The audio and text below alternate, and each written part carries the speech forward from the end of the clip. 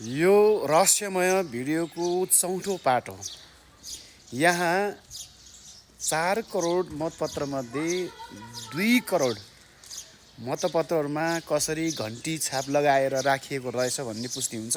यो भिडियो हेर्नेछौँ। पेपर छ जसमा चाहिँ तपाईँको सिग्नेचर छैन अनि त्यसमा एउटै बक्सबाट खुलेको उसमा तपाईँको रेड पेनले पनि सिग्नेचर भएको छ, ब्ल्याक पेनले पनि भएको छ अनि एकजनाले गरेकै सिग्नेचर सबै सेम छैन। अनि यस्तो छ, निर्वाचनको इन्टरनेसनली नै मापदण्डले के भन्छ भने मतदान अधिकृतको हस्ताक्षर नभएको ब्यालेट चाहिँ बदर हुन्छ, त्यो भ्यालिड हुँदैन। एउटै ब्यालेटमा यति भइरहेको छ अनि सिग्नेचर पनि यो भिडियो हामीले हेरिसक्यौँ।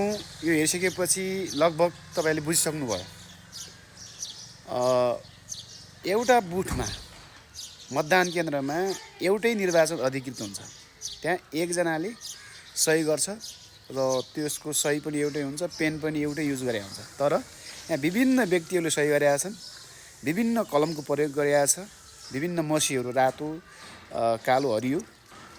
त्यस कारणले यो पुष्टि हुन्छ कि यसपटक निर्वाचन आयोगले 2.25 करोड भोटरहरूको लागि एक्स्ट्रा 2 करोड यसैको लागि छापेको रहेछ कि 15 दिन अगाडि घन्टी छाप लगाएर विभिन्न निर्वाचन अधिकृतहरूले सही गरेको मतपत्रमा त्यसरी भोट हालेर जम्मा गरिएको रहेछ। भिडियोहरू हेर्दै जानु होला। अझै पार्ट 5 आउनु बाँकी छ, 6 आउनु बाँकी छ। हस्, छुट्छौँ।